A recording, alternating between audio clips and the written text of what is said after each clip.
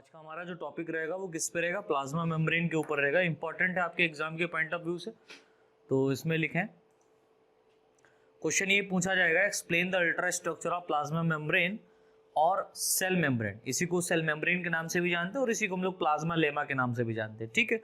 And describe chemical composition, और इसके chemical composition का डिस्क्रिप्शन भी मांगा जाता है, आपको डिस्क्राइब करना पड़ेगा। तो प्लाज्मा मेम्ब्रेन में लिख लें, प्लाज्मा मेम्ब्रेन को प्लाज्मा लेमा या सेल मेम्ब्रेन, प्लाज्मा लेमा या सेल मेम्ब्रेन के नाम से भी जाना जाता है या कहते हैं, जो भी आप लिखना चाहें, से नाम से भी जाना जाता है, जो कि साइटोप्लाज्म को यानी जो कोशिका द्रव्य होता है इसको चारों ओर से, जो कि साइटोप्लाज्म को चारों ओर से बाह्य रूप से, आउटसाइड से या एक्सटर्नली, चारों ओर से एक्सटर्नली घेरे रहती है या कवर करके रखती है। साइटोप्लाज्म को एक्सटर्नली घेरे रहती है। आगे लिख लें, यह मेम्ब्रेन कोशिका को या सेल को एक्सटर्नल एनवायरनमेंट से, कोशिका को एक्सटर्नल एनवायरनमेंट से यानी बाह्य वातावरण या बाह्य आघातों से, हम ये एक्सटर्नल डैमेज भी कह सकते हैं, एक्सटर्नल एनवायरनमेंट से अलग करती है, ठीक है, अलग करती है। यानी कि जो सेल है इसके एक्सटर्नल एनवायरनमेंट जो पाया जा रहा है वो अलग है, और सेल के अंदर का जो वातावरण है, सेल के अंदर का जो एनवायरनमेंट है वो अलग है। उसको अलग करने का मेन काम कौन कर रहा है? ये प्लाज्मा मेम्ब्रेन काम कर रही है, ठीक है। पहले से लिखे हैं, या कोशिका में इंटर करने वाले, या कोशिका में इंटर करने वाले व एग्जिट करने वाले, इंटर व एग्जिट करने वाले मॉलिक्यूल, पदार्थ, मॉलिक्यूल्स व आयंस को, मॉलिक्यूल्स व आयंस को कंट्रोल करके, आयंस को कंट्रोल करके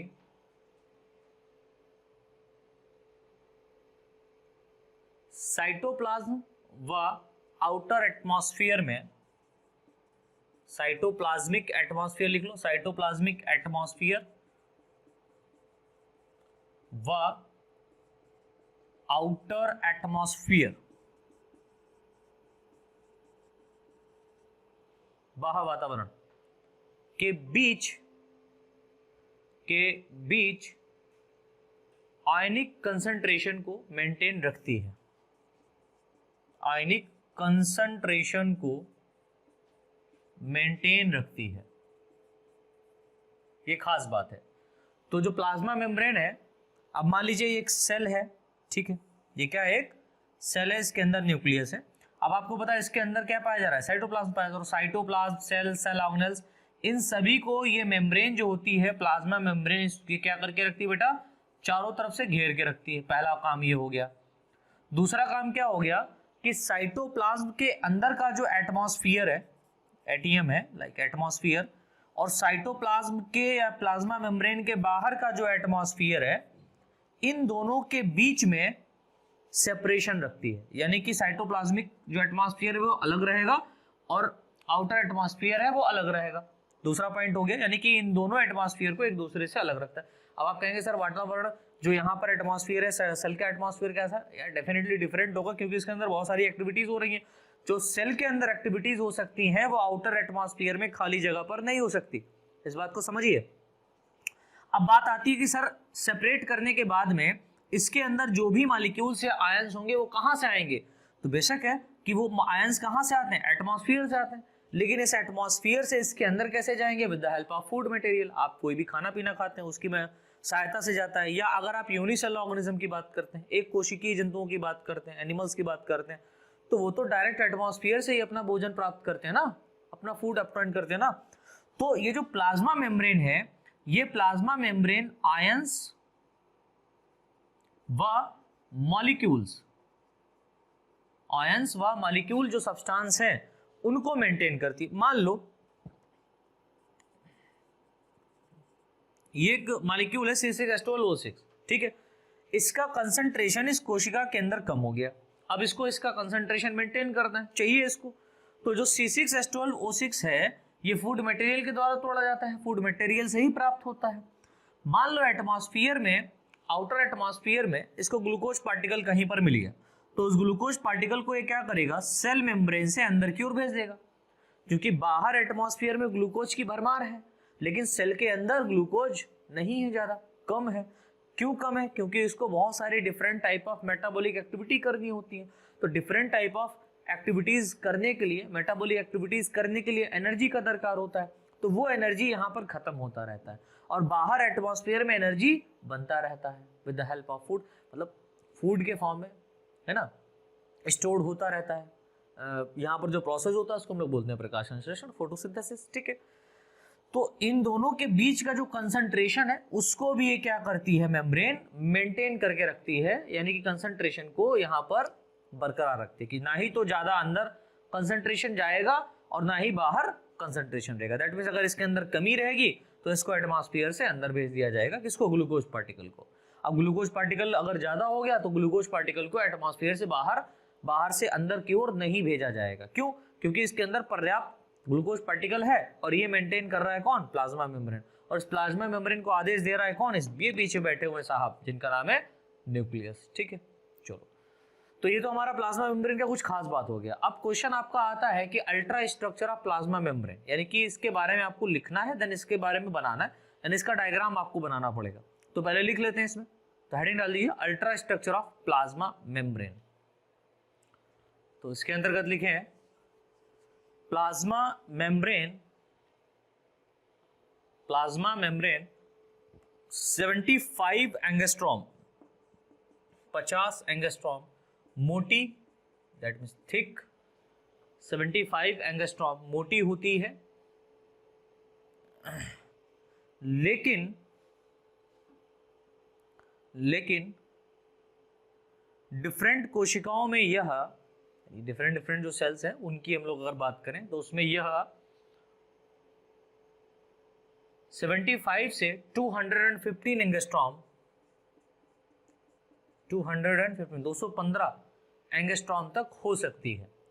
यानी कि अलग अलग कोशिकाओं की अगर हम लोग बात करें तो अलग अलग कोशिकाओं में जो इसकी थिकनेस है वो 215 तक हो सकती है, 75 से 215, और नॉर्मल फेनोमेना में कितनी होती है? 75 एंगस्ट्रॉम तक ये थिक हो सकती है, इसकी मोटाई हो सकती है, ठीक है, तक हो सकती है। नैलन से लिखे इलेक्ट्रॉन माइक्रोस्कोप की सहायता से स्टडी करने पर या अध्ययन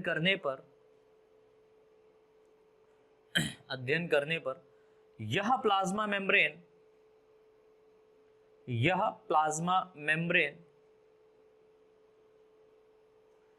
3 लेयर में दिखाई देती है।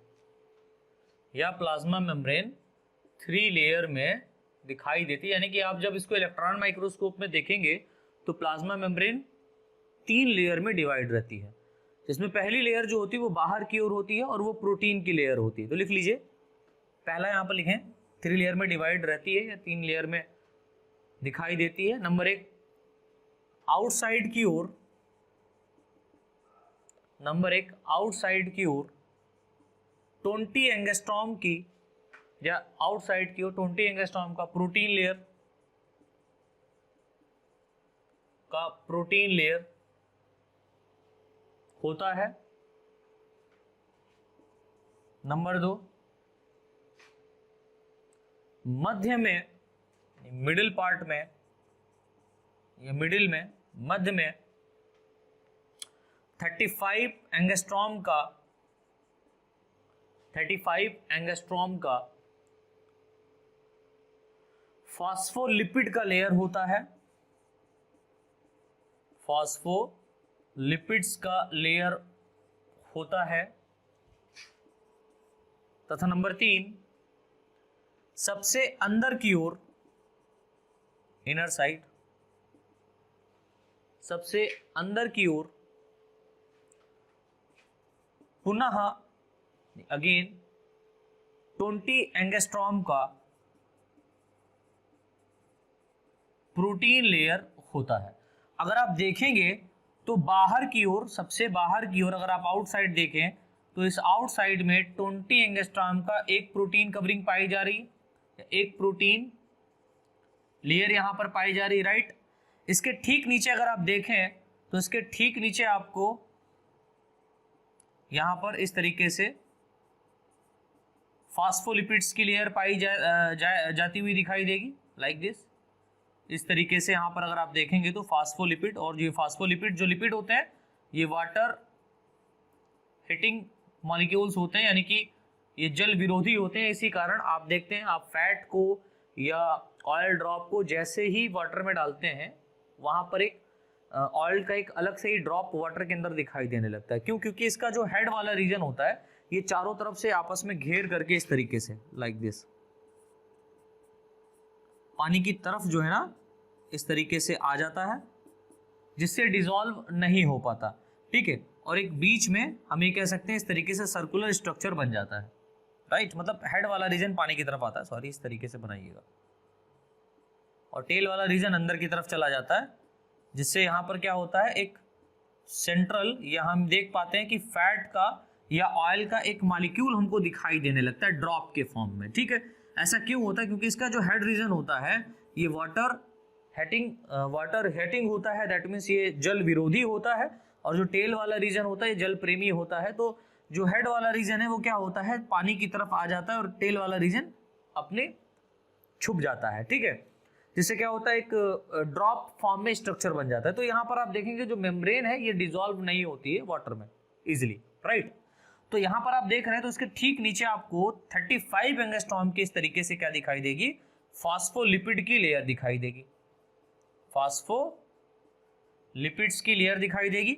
और फॉस्फोलिपिड के ठीक नीचे, यानी कि अब इसके ठीक नीचे क्या होगा, एक इस तरीके से प्लाज्म भरा रहेगा, या आपको मालूम है सेल मेम्ब्रेन चारों तरफ से सेल को घेर के रखते हैं ना, तो इस तरीके से यहाँ पर साइटोप्लाज्म भरा रहता है, और साइटोप्लाज्म के अंदर सेल, ऑर्गेनेल्स, न्यूक्लियस वगैरह वगैरह सब रहते हैं। तो यहाँ पर ये जो मेम्ब्रेन है ये 20 एंगस्ट्रॉम की है, और ये भी क्या होती है, प्रोटीन लेयर कहलाती है, ठीक है।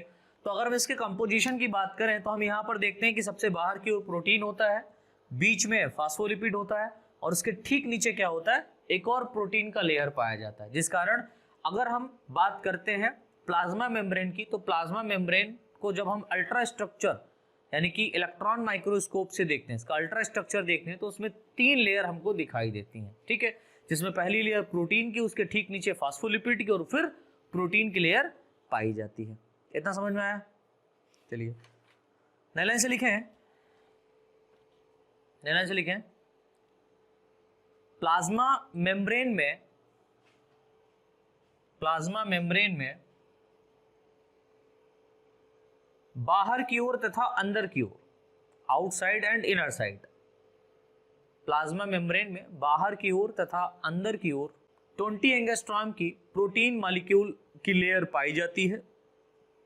20 एंगस्ट्रॉम प्रोटीन मॉलिक्यूल की लेयर पाई जाती है, तथा मध्य में फॉस्फोलिपिड की 2 लेयर, मतलब ये एक ही लेयर कहलाएगी, लेकिन फॉस्फोलिपिड की यहाँ पर 2 लेयर स्पेशली होती हैं, तथा मध्य में या मिडिल पार्ट में फॉस्फोलिपिड की 2 लेयर, या फॉस्फोलिपिड की 35 एंगस्ट्रॉम की 2 लेयर, 35 एंगस्ट्रॉम पे लिख दीजिए, फॉस्फोलिपिड की 35 एंगस्ट्रॉम की 2 लेयर सैंडविच के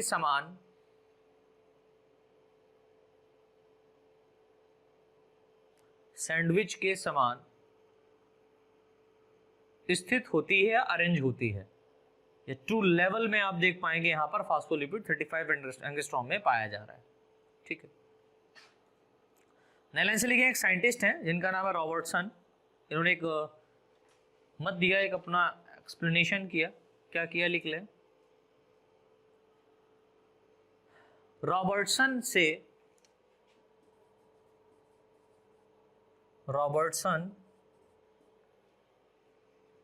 ने इस प्रकार की स्ट्रक्चर वाली मेम्ब्रेन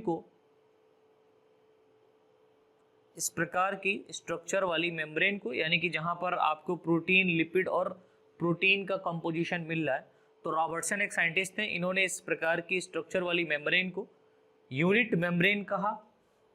रॉबर्टसन ने इसे क्या कहा? यूनिट मेम्ब्रेन नाम दिया, और जो कि बहुत इंपॉर्टेंट है, यूनिट मेम्ब्रेन मॉडल आता नहीं, लेकिन ये पूछा जाता है कि यूनिट मेम्ब्रेन किसने कहा। तो यूनिट मेम्ब्रेन जो नाम दिया था वो रॉबर्टसन ने नाम दिया था, और इन्होंने इसको यूनिट मेम्ब्रेन कहा। क्यों कहा? क्योंकि इसमें आप देख रहे हैं प्रोटीन, फॉस्फोलिपिड और प्रोटीन का लेयर पाया जा रहा है, 3 लेयर पाया जा रहा है, इसलिए इसको यूनिट मेम्ब्रेन कह दिया। और इन्होंने एक मॉडल भी प्रपोज किया जिसे यूनिट मेम्ब्रेन मॉडल कहते हैं। ठीक है, यूनिट मेम्ब्रेन कहा। इन्होंने देखा कि डिफरेंट सेल्स ऑर्गेनल जैसे, इन्होंने देखा कि डिफरेंट सेल ऑर्गेनल लाइक कोशिकांग जैसे, किसने? रॉबर्टसन ने देखा ना। हाँ, इन्होंने देखा कि डिफरेंट सेल ऑर्गेनल्स जैसे एंडोप्लाज्मिक रेटिकुलम, ER शॉर्ट में लिख दीजिए, comma Golgi body, comma lysosome, comma mitochondria आदि इस यूनिट मेम्ब्रेन से ही बने हैं।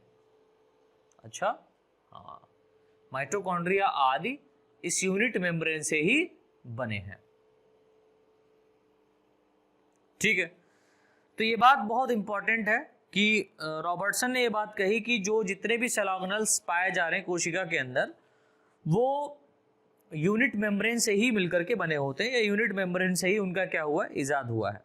ठीक है, चलिए, अब इसके बाद में हम लोग यहाँ पर एक मॉडल पढ़ना होता है जो आपके एग्जाम में पूछा जाता है, जिसको हम लोग बोलते हैं फ्लूइड मोज़ेक मॉडल। तो नेक्स्ट हेडिंग डाल दीजिए, फ्लूइड मोज़ेक मॉडल। तो हमारा जो इंपॉर्टेंट है वो क्या है? फ्लूइड मोज़ेक मॉडल है बेटा। ये आपके एग्जाम में भर भर के पूछा गया कई बार, तो इसको इंपॉर्टेंट की श्रेणी में डालिए और लिखना शुरू कीजिए। इसमें लिखें, इसमें फ्लूइड मोज़ेक मॉडल को सर्वप्रथम Singer and Nicolson, fluid mosaic model को सर्वप्रथम सिंगर एंड निकोलसन ने 1972, याद रखना, सिंगर एंड निकोलसन ने 1972 में प्रस्तुत किया या प्रपोज किया था, जिनके अनुसार प्लाज्मा मेम्ब्रेन,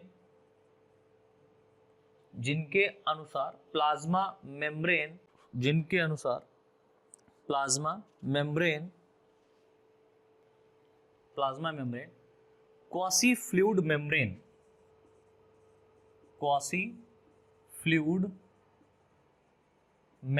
क्वासी मीन्स होता है यहां पर अर्ध तरल, क्वासी मीन्स अर्ध, फ्लूइड मतलब तरल, तो अर्ध तरलीय भाग, या हम ये कह सकते हैं पार्टिकल फॉर्म में यहां पर ये आपको देखने को मिलेगा।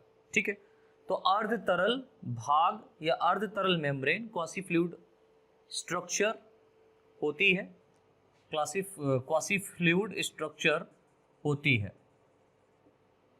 राइट, जिसके बारे में इन्होंने, क्वासी फ्लूइड स्ट्रक्चर होती है जिसके बारे में इन्होंने निम्नलिखित बातों को बताया, फॉलोइंग कॉन्सेप्ट को दिया। जैसे नंबर 1, जिसके बारे में इन्होंने निम्नलिखित बातों को बताया, जैसे नंबर 1, प्लाज्मा मेम्ब्रेन के लिपिड्स, जो लिपिड्स प्लाज्मा मेम्ब्रेन में पाया जा रहा है, वो प्लाज्मा मेम्ब्रेन के लिपिड्स एम्फीपैथिक होते हैं,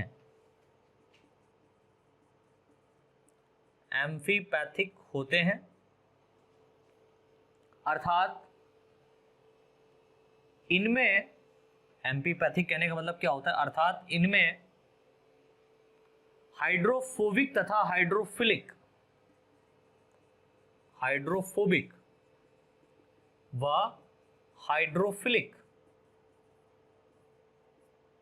हाइड्रोफोबिया एक डिजीज होती है, आपको पता होगा। फोबिक मतलब होता है डर लगना, हाइड्रो माने होता है वाटर, यानी कि इसके अंदर एक ऐसी प्रॉपर्टी पाई जाती है जिससे जो लिपिड होता है वाटर से डरता है, हम ये कह सकते हैं। जैसे कि जब एक पागल कुत्ता ह्यूमन को काट लेता है तो उसको उसके पानी के अंदर जब वो उसका इन्फेक्शन फैलने लगता है रेबीज वायरस के कारण, तो उसको जो है ना पानी के अंदर छोटे छोटे डॉग दिखाई देने लगते हैं, वही कुत्ता दिखाई देता है, जिससे वो पानी से डरता है। पानी अगर उसके पास ले जाते हैं जिसको रेबीज वायरस के कारण पागलपन हुआ है या जो व्यक्ति पागल हुआ है उसको पानी से डर लगने लगता है, क्यों? क्योंकि उसको डॉग उसमें नजर आने लगता है, ठीक है। तो फोबिक कहने का मतलब होता है डर, हाइड्रो मतलब होता है वाटर। तो hydro means water, phobic means डर, दैट मीन्स इसमें हाइड्रोफोबिक रीजन भी पाया जाता है और इसमें हाइड्रोफिलिक, फिलिक मीन्स यहाँ पर हो गया वाटर लविंग, यानी कि पानी से प्रेम करने वाला। हाइड्रो मतलब वाटर, फिलिक मतलब प्रेम करने वाला, पानी से प्रेम करने वाला नेचर भी पाया जाता है। तो दोनों टाइप के नेचर यहाँ पर आपको लिपिड्स में देखने को मिलते हैं, इसीलिए इसको एम्फीपैथिक नेचर भी कहते हैं, ठीक है, या इसको हम लोग एम्फीपैथिक मेम्ब्रेन के नाम से भी जानते हैं, राइट। तो प्लाज्मा मेम्ब्रेन के लिपिड्स एम्फीपैथिक होते हैं, अर्थात इनमें हाइड्रोफोबिक तथा हाइड्रोफिलिक दोनों प्रॉपर्टीज पाई जाती हैं, दोनों प्रॉपर्टीज पाई जाती हैं, जिसमें हाइड्रोफोबिक अंदर की ओर, जिसमें हाइड्रोफोबिक अंदर की ओर, दैट मीन्स टेल वाला जो रीजन होगा वो अंदर की ओर, तथा हाइड्रोफिलिक बाहर की ओर होता है। ये वाला रीजन हाइड्रोफिलिक है, हाइड्रोफिलिक, और ये वाला हाइड्रोफोबिक, राइट। तो हाइड्रोफिलिक बाहर की ओर और हाइड्रोफोबिक अंदर की ओर होता है। नेक्स्ट पॉइंट लिखें, नेक्स्ट पॉइंट लिखें, इनमें लिपिड और इंटीग्रल प्रोटीन, इंटीग्रल कहने मतलब होता है समेकित, इनमें lipids and integral protein mosaic के फॉर्म में पाई जाती है। यानी कि मोज़ेक कहने का मतलब छोटे छोटे पार्टिकल, राइट, छोटे छोटे पार्टिकल्स के फॉर्म में पाई जाती है या मोज़ेक के फॉर्म में पाई जाती है, इसीलिए इसको फ्लूइड मोज़ेक मॉडल कहा गया है, ठीक है, मोज़ेक के रूप में होती है। थर्ड पॉइंट लिख लीजिए,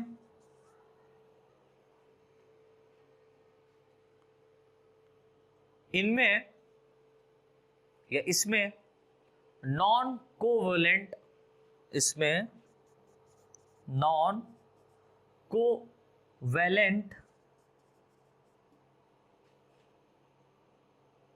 इंटरेक्शन द्वारा, इनमें नॉन कोवैलेंट इंटरेक्शन द्वारा, नॉन कोवैलेंट इंटरेक्शन द्वारा lipid comma protein, lipids comma protein व ऑलिगोसैकराइड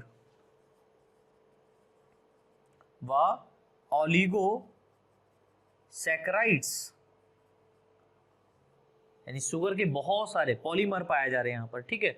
ऑलिगोसैकराइड्स एक दूसरे से अटैच रहते हैं, इनमें non covalent interaction lipid comma protein व ऑलिगोसैकराइड्स एक दूसरे से अटैच रहते हैं।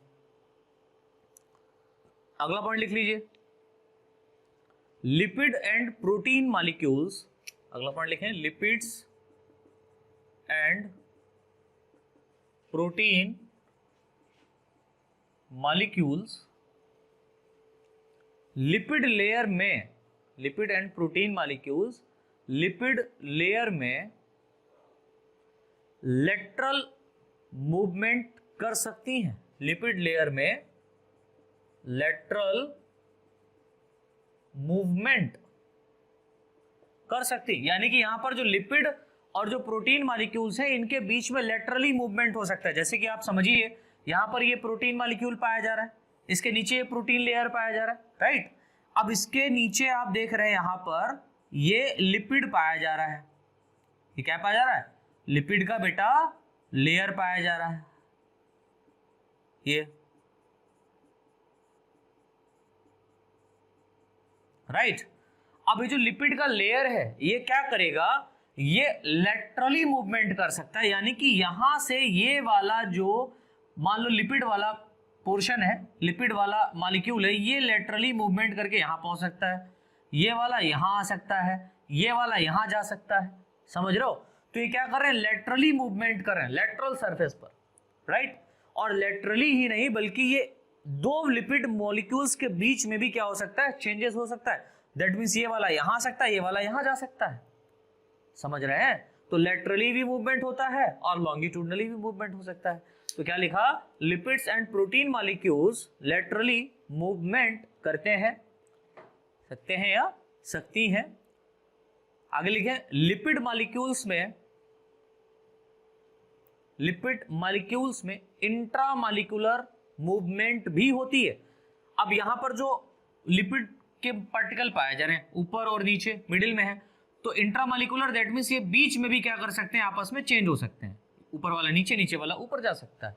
इंट्रामॉलिक्यूलर मूवमेंट भी होती है तथा यह अपने एक्सिस के चारों ओर, ये जो रीजन है, मान लो ये जो लिपिड वाला रीजन पाया जा रहा है, ये अपने एक्सिस के चारों ओर रोटेट कर सकता है, ये अपने एक्सिस के चारों ओर, अपने एक्सिस पर रोटेट करता है, अपने एक्सिस पर चारों ओर रोटेट कर सकते हैं तथा कभी कभी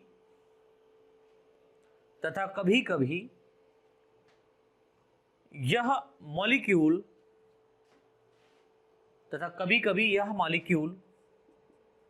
फ्लिप फ्लॉप, ये मूवमेंट होता है, तथा कभी कभी यह मॉलिक्यूल फ्लिप फ्लॉप मूवमेंट को भी करते हैं, राइट। चलिए नेक्स्ट पॉइंट लिख लीजिए, एक और पॉइंट लिखो इसमें। मॉलिक्यूल के इस प्रकार के अरेंजमेंट के कारण, मॉलिक्यूल्स के इस प्रकार के अरेंजमेंट के कारण, यानी कि यहां पर जो प्रोटीन मॉलिक्यूल्स, लिपिड मॉलिक्यूल्स यहां पर जो पाए जा रहे हैं, इसके अरेंजमेंट के कारण,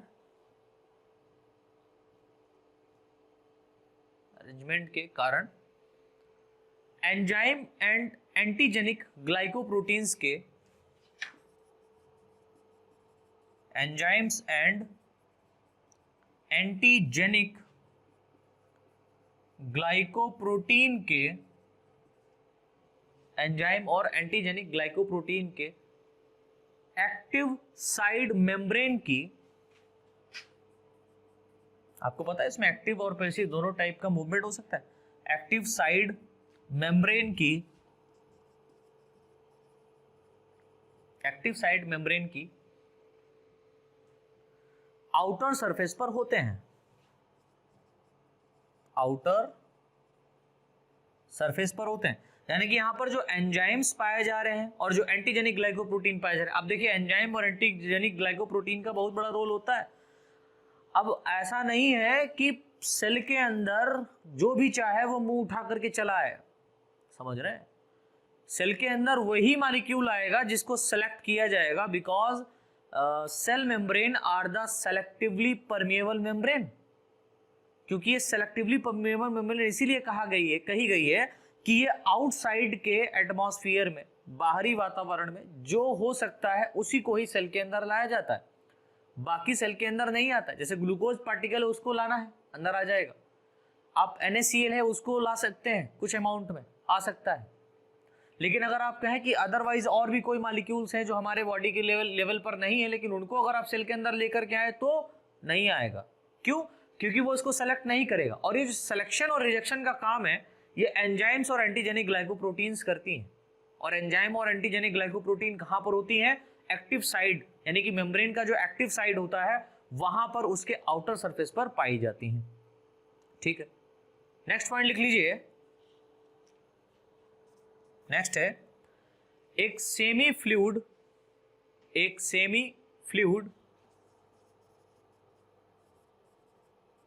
या क्वासी फ्लूइड। एक सेमी फ्लूइड या क्वासी फ्लूइड स्ट्रक्चर के कारण ही अगर सेमी फ्लूइड स्ट्रक्चर ना हो, सेमी फ्लूइड स्ट्रक्चर कहने का मतलब यहां पर ये हो रहा है कि ये जो मेम्ब्रेन है ये टोटली हार्ड नहीं होती बल्कि हल्की सी लिक्विड फॉर्म में भी होती है। और ये लिक्विड नेचर किस कारण है? ये लिक्विड नेचर इस मेम्ब्रेन में प्रोटीन, लिपिड और प्रोटीन के मॉलिक्यूल के कारण है। ठीक है, अगर ये प्रोटीन लिपिड मॉलिक्यूल्स नहीं पाए जाएंगे तो यहां पर इस मेम्ब्रेन में सेमी फ्लूइड या हम ये कह सकते हैं क्वासी फ्लूइड नहीं हो पाएगा। ये स्ट्रक्चर या ये मेम्ब्रेन सेमी फ्लूइड या क्वासी फ्लूइड नहीं हो सकती। अगर ये हार्ड हो जाएगी, मान लो सेल वॉल की तरह ये अगर हार्ड हो जाए तो इसके ना ही तो अंदर कुछ जा सकता है और ना ही कुछ बाहर निकल सकता है। बेसिकली सेल वॉल जो होती है वो ज्यादा हार्ड, मतलब हार्ड कहने का अर्थ ये हो गया कि अगर वो नॉन लिविंग फॉर्म में आ जाए, राइट। ऐसा नहीं कि उसके अंदर से कुछ निकल नहीं सकता। आप वाटर डालते हैं अगर पेड़ के ऊपर, तो पानी ऊपर अगर डालते हैं पेड़ पे तो धीरे नीचे नीचे आते आते पानी आधे बीच में ही सूख जाता है। क्यों? क्योंकि वो वाटर के थ्रू क्या कर लिया जाता है, सॉरी सेल वॉल के थ्रू क्या कर लिया जाता है, एब्जॉर्ब कर लिया जाता है। ये वाटर की बात हो रही है। बाकी अदरवाइज अगर आप कोई फ्लूइड डालते हैं तो वो एब्जॉर्ब किया भी जा सकता है, नहीं भी किया जा सकता है। यदि मान लो सेल वॉल के द्वारा एब्जॉर्ब हो गया लेकिन सेल मेम्ब्रेन के द्वारा एब्जॉर्ब नहीं होगा, तो हार्ड सरफेस अगर ये हार्ड होती तो इसके अंदर कुछ ना जा सकता, कुछ ना आ सकता। और सेलेक्टिवली परमेबल इसीलिए ये बन रही है क्योंकि इसके अंदर एक्टिविटीज जो हो रही हैं, राइट, जो एक्टिविटीज हो रही हैं वो मॉलिक्यूल्स के कारण हो रही हैं। और ये मॉलिक्यूल्स तय करते हैं कि सेल के अंदर किस पार्टिकल को जाना है और किस पार्टिकल को नहीं जाना है। तो वही लिखना है कि सेमी फ्लूइड या क्वासी फ्लूइड स्ट्रक्चर के कारण ही प्लाज्मा मेम्ब्रेन में से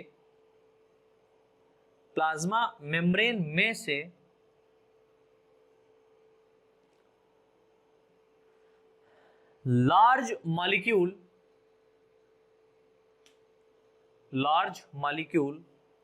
डिफ्यूज करने में सहायक होते हैं। अगर ये नेचर ना इसका पाया जाए तो जो लार्ज अमाउंट के मॉलिक्यूल्स हैं, जैसे ग्लूकोज पार्टिकल हो गया, राइट, इसको तोड़ करके ही तो एटीपी बनाया जाता है। ग्लूकोज पार्टिकल हो गया, उसको यहाँ से निकलने के लिए, अब आपको पता C6H12O6 तीन मॉलिक्यूल वहां पर, तीन एटम से मिलकर के एक मॉलिक्यूल बना है। अगर आप वाटर देखें तो वाटर को भी क्या किया जाता है, इसके अंदर भेजा जाता है H2O, दो एटम से मिलकर के बनाओ एक मॉलिक्यूल, समझ रहे हो। तो जो बड़े बड़े मॉलिक्यूल्स हैं इनको इसके अंदर भेजा जाता है, ठीक है, इसके सेमी फ्लूइड या क्वासी फ्लूइड नेचर के कारण, राइट। चलिए, तो ये तो हमारा हो गया फ्लूइड मोज़ेक मॉडल की कुछ कॉन्सेप्ट भरी बातें। अब इसका स्ट्रक्चर जो है वो मैं यहाँ पर बना देता हूँ, फिर उसके बाद थोड़ा सा समझा देता हूँ, आपको समझ में आएगा। तो यहाँ पर जो मैंने अभी स्ट्रक्चर ड्रॉ किया है ये आपको रॉबर्टसन कॉन्सेप्ट के लेवल पर दिख रहा है। यानी कि जो मेम्ब्रेन हम लोगों ने देखी है protein, lipid and protein, that means phospholipid और प्रोटीन, तो इसमें प्रोटीन के जो मॉलिक्यूल्स होते हैं अपर लेयर में एक लेयर पाई जाती है ऊपर की ओर, आउटर लेयर जो 20 एंगस्ट्रॉम मोटी होती है।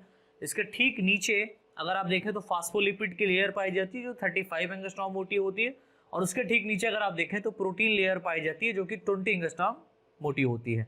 तो यहाँ पर आप देखिए प्रोटीन, फास्फोलिपिड और प्रोटीन, ये जो अरेंजमेंट है लेयर्स का, ठीक है, इस लेयर के अरेंजमेंट के कारण ही इसको सैंडविच मॉडल भी कहा जाता है। सैंडविच मॉडल क्यों कहा जाता है? देखिए, ऊपर एक ब्रेड लगा हुआ है, बीच में क्रीम लगा दी है और एक नीचे ब्रेड लगा हुआ है। सैंडविच ऐसे तो बनता है, हमने कभी बनाया नहीं, खाया नहीं, तो आप अपना देखिए कैसे बनता है।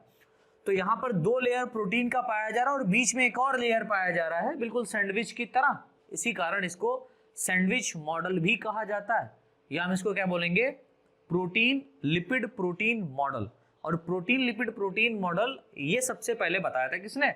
रॉबर्टसन ने। अच्छा, इससे पहले भी एक साइंटिस्ट थे, उन्हें भी एक्सप्लेन किया था, लेकिन रॉबर्टसन ने जो एक्सप्लेनेशन दिया वो प्रोटीन लिपिड प्रोटीन के ऊपर दिया। देन इसके बाद में एक और मॉडल आया जिसको कहा गया फ्लूइड मोज़ेक मॉडल।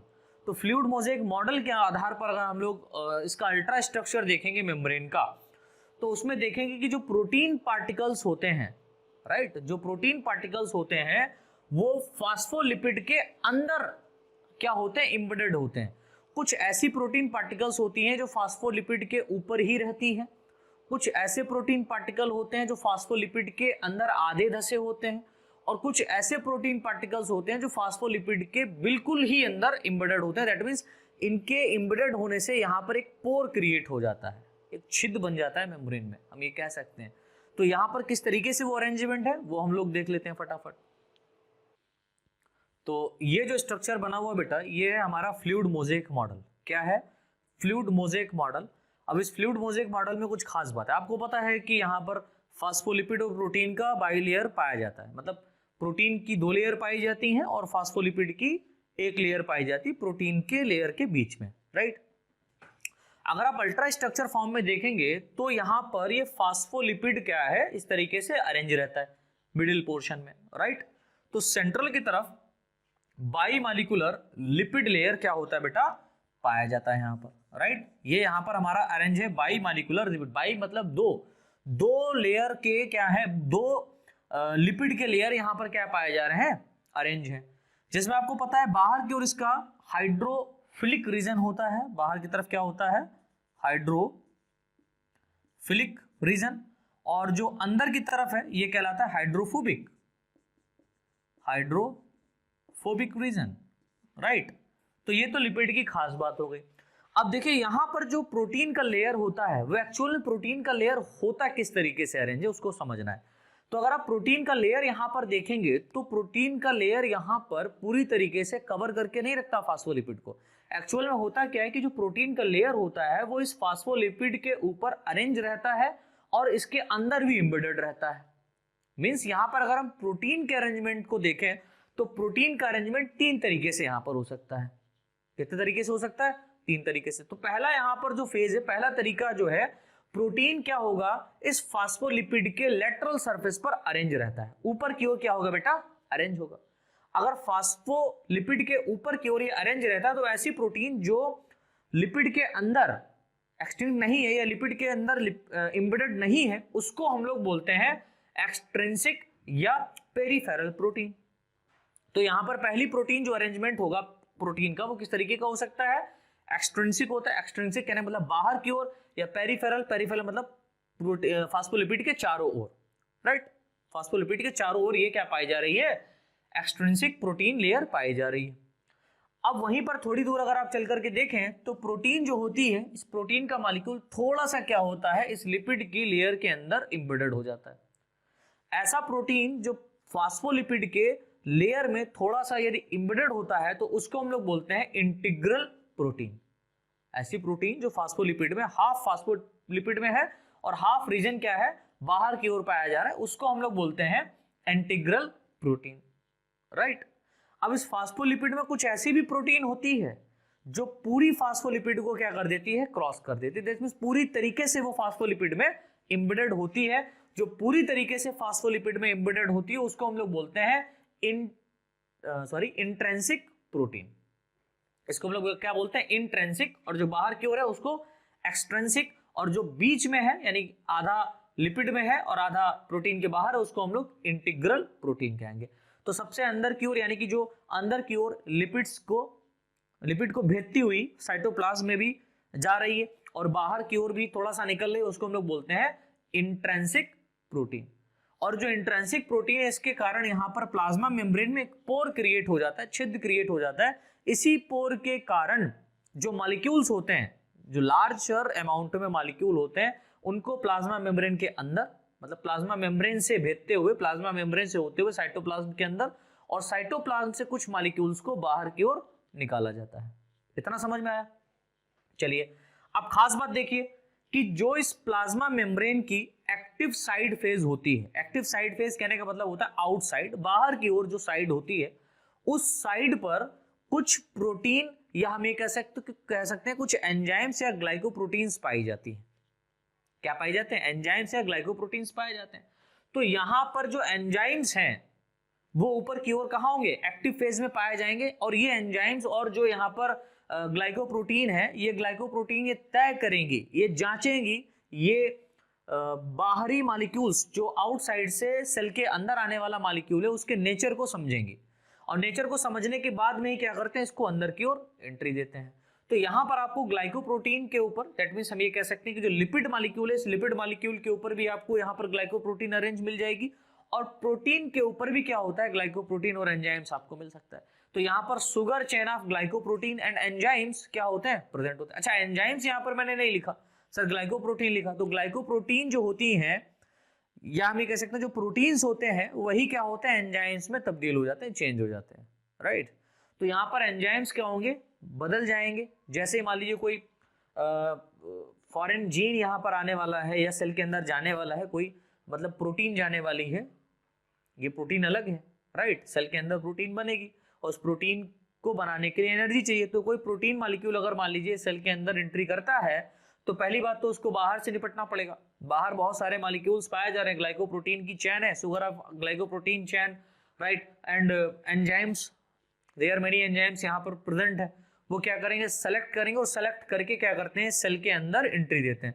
तो ये मेम्ब्रेन का कुछ इस तरीके से बेटा, हमारा प्लाज्मा मेम्ब्रेन का कुछ इस तरीके से स्ट्रक्चर बना हुआ है यहाँ पर, जिसमें बाइलेयर्ड आपको क्या मिलेगा, लाइपोप्रोटीन, या हम ये कह सकते हैं लिपिड का लेयर मिलता है, राइट।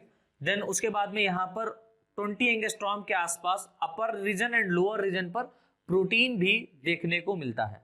तो प्रोटीन जो होता है वो लिपिड के ऊपर और लिपिड के नीचे दोनों तरफ अरेंज होता है, और जो लिपिड होता है वो प्रोटीन के बीच में अरेंज होता है, और जो प्रोटीन होता है वो लिपिड में ही क्या होता है, एम्बेडेड होता है। एक तरीके से अगर देखा जाए तो एक लेयर नहीं बल्कि protein with embedded by the phospholipid, right. तो फास्फोलिपिड में ही एम्बेडेड होते हैं प्रोटीन्स, समझ में आया।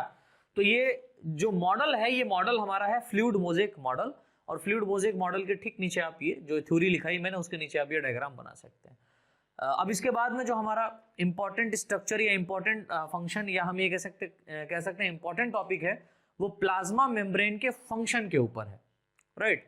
तो प्लाज्मा मेम्ब्रेन का क्या फंक्शन है, समझ रहे हैं, उसके बारे में भी एक शॉर्ट नोट अलग से लिखने को आता है। तो मैं कल आपको पढ़ाऊंगा फंक्शन ऑफ प्लाज्मा मेम्ब्रेन।